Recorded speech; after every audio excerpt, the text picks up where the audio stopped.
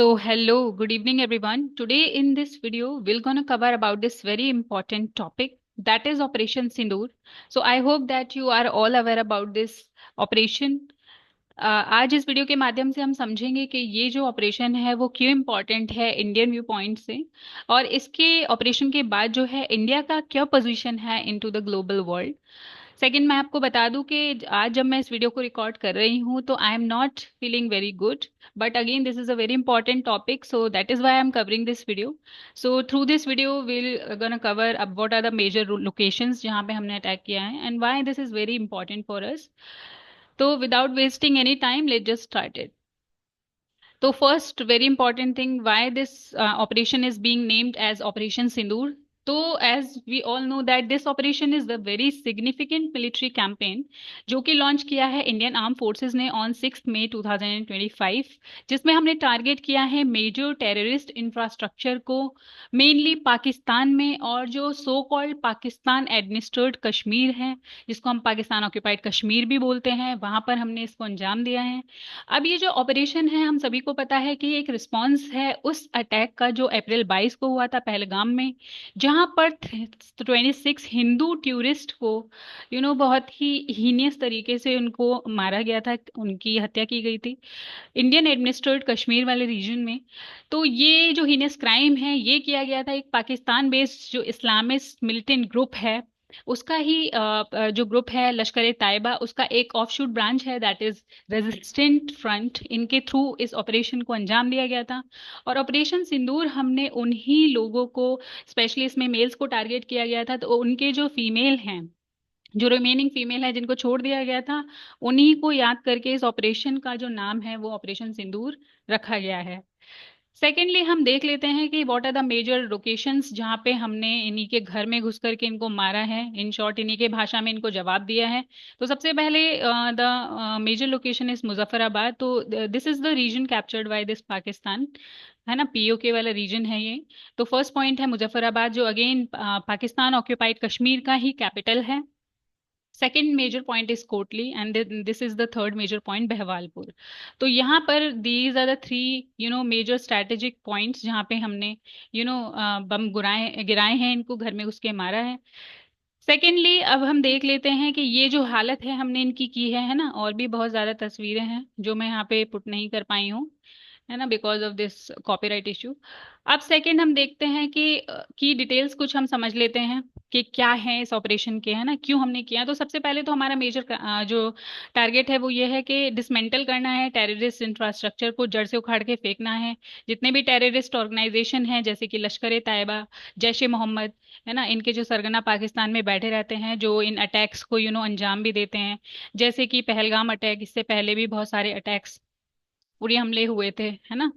Next अगर हम देखेंगे इसका जो एग्जीक्यूशन टाइम है, आप देखो बहुत ही लाजवाब, मतलब 23 मिनट में घुस करके इनको सबको उड़ाया है, 9 के 9 लोकेशन पॉइंट्स, वो भी अभी हम देखेंगे। नेक्स्ट एग्जीक्यूशन जो है इसका इंडियन एयर फोर्सेस के थ्रू किया गया है, ठीक है। प्रिसीशन एयर स्ट्राइक्स के थ्रू हमने 9 साइट्स को टारगेट किया था जो कि मेजरली लोकेटेड हैं पाकिस्तान का जो पंजाब प्रोविंस है वहां पे, दूसरा पाकिस्तान का जो ऑक्यूपाइड वाला कश्मीर वाला रीजन है, हम तो इसको पीओके ही बोलेंगे, है ना, पाकिस्तान ऑक्यूपाइड कश्मीर वाले रीजन में, और इसी का ही कैपिटल मुजफ्फराबाद, कोटली और बहवालपुर में। तो इनको ये भी दिखाना है कि we are way ahead than them, है ना। हमारे पास बहुत ही एडवांस वेपनरी हैं, जैसे कि हमारे पास स्कैल्प मिसाइल्स हैं, देन हैमर बॉम्ब्स का भी हमने यूज किया है, फिर हम रफेल भी लेकर के गए थे, है ना, जिससे इनको धो करके आया गया है। Next these are the major strategic points, है ना, दीज आर द 9 पॉइंट्स जहाँ पे हमने बम गिराए हैं। ये छोटा सा पाकिस्तान, है ना, और हरकतें इतनी बड़ी बड़ी, तो इनको हमने रख करके धोया है।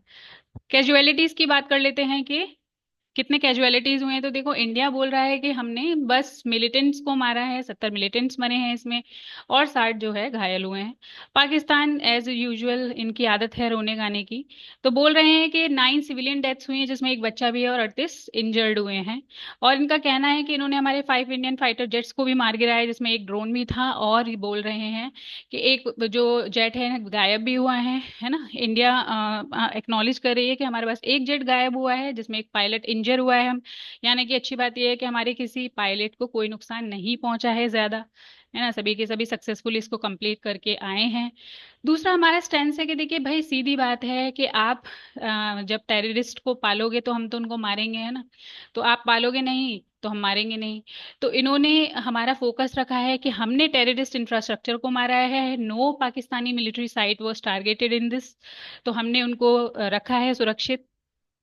ठीक है, नेक्स्ट अब हम देख लेते हैं कि स्ट्रैटेजिक इंपॉर्टेंस क्या है इस सारे मुद्दे की, क्यों हम ये वीडियो रिकॉर्ड कर रहे हैं। तो सबसे पहला देखो, हमारा जो सीधा पॉलिसी है काउंटर टेररिज्म का है। तो हमको दिखाना है, हमारा जो ऑपरेशन सिंदूर है वो ये रिफ्लेक्ट करता है कि हमारा जो इंडिया का डॉक्ट्राइन है वो अब एक्टिव डिफेंस बन चुका है। तो हम एक्टिवली डिफेंस करेंगे, इसके लिए we will do whatever it takes, है ना। जैसे कि हमारा जो 2003 में न्यूक्लियर डॉक्ट्राइन साइन हुआ था, उसमें हमारा जो पॉलिसी है वो नो फर्स्ट यूज पॉलिसी है ना। हमने कहा है we we we are have adopted this policy of no first use. But अगर आप हमें छेड़ोगे तो हम चुप भी नहीं बैठेंगे, ये हमें दिखाना है। तो उसी के सक्सेसफुली कंप्लीट करके ऑपरेशन इसका स्ट्रैटेजिकली इंपॉर्टेंट हो जाता है उसके लिहाज से। नेक्स्ट, अगर ये फिर भी बाज नहीं आएंगे तो war as a last resort तो हमारे पास ऑप्शन बचता ही है।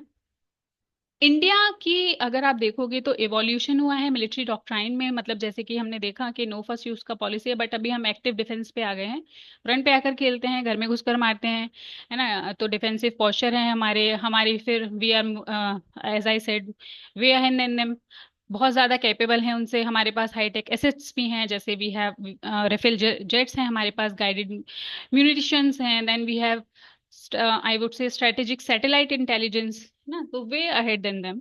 तो मतलब इनको शांति बैठना चाहिए, इन शॉर्ट बैकफुट पे भी वो जाते हुए दिख भी रहे हैं। तो that's all for this video. Thank you everyone.